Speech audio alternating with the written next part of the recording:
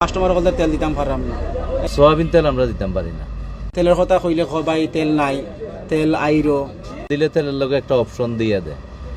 হয়রানি কমার লক্ষ্যে এই পবিত্র রমজান মাসের পবিত্রতার জন্য আসলে সয়াবিন তেল কিছুতেই কাটছে না সয়াবিন তেলের সংকট। বাজারের অধিকাংশ দোকানে নেই বোতলজাত সয়াবিন তেল, আবার যে দোকানে আছে কিনতে গেলে জুড়ে দেওয়া হচ্ছে শর্ত। সরকার 2 দফা বৈঠক করেছে ভোজ্য তেল পরিশোধন ও বাজারজাতকারী কোম্পানিগুলোর প্রতিনিধির সঙ্গে, তাতেও মিলছে না যৌক্তিক কোনো কারণ কিংবা সমাধান। খুচরা ব্যবসায়ীরা জানান, বোতলজাত সয়াবিন তেল সরবরাহের শর্ত হিসেবে ডিলাররা বিভিন্ন ধরনের অচল পণ্য কেনার শর্ত জুড়ে দিচ্ছেন।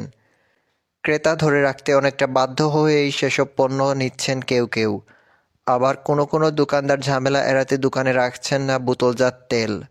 তেলের সংকটও শুরু হয়েছে বাক্কা ও 2-3 মাস লাখান ওলা হয়ে যাব। এটা তেল আমরা মিলেন না।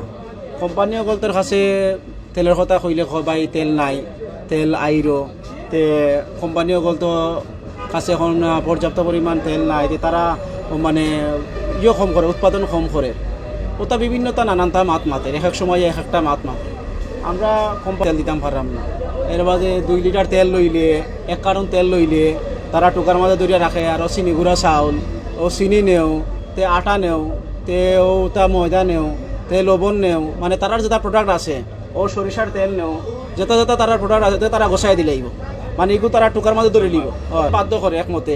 মানে যদি আমার ভুক্ত অধিকার ইয়া আমার ধরে হয় আমারে যে আপনার এগুলো তেলের লগে চিনি গুঁড়া দেন এখানে, আমি তখন ভুক্ত অধিকার তো আমার ধরে নিব ডাইরে যে আমি এগুলো দেই এখানে।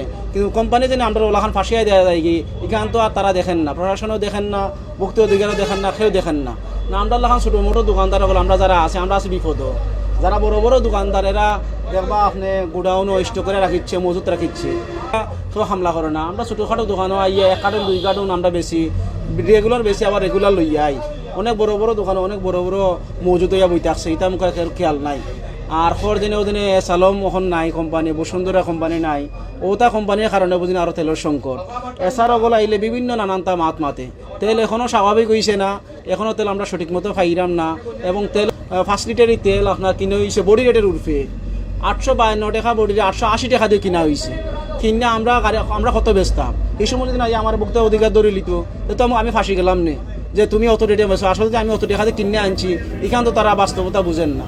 তারা মাঠও নামতো, ছোটোখাটো দোকানদার নামতো, এখন যে ছাত্রগুলো আছে এরাও নামতো, নাইমাই দেখতো অবস্থা কিতা, বাজার মনিটরিং করতো। ওই জন্য 8টা দুটো এখন আবার লেম্বুর দাম বাড়ি গেল, 20 টাকা 30 টাকা লেম্বুর দাম 140 টাকা 60 টাকা। এখান কেউ তদারকি করে না নি, আমরা খাওয়া লাগে রমজানও। আবার সব জিনিসের দাম কম আছে, লেবুর দাম আবার বাড়ি গেল। এবাদি খেলা দেখার তেলে, এবাদি খেলা দেখার লেবুয়ে। এখান আসলে প্রশাসনের দেখা দরকার, প্রশাসনের উচিত এখান খেয়াল করা। এদিকে অচল পণ্যের লোকসান পুষিয়ে নিতে কোনো খুচরা ব্যবসায়ীরা তেলের বাড়তি দাম আদায় করছেন ক্রেতাদের কাছ থেকে। নগরীর বিভিন্ন খুচরা বাজার ঘুরে এ চিত্রই পাওয়া গেছে।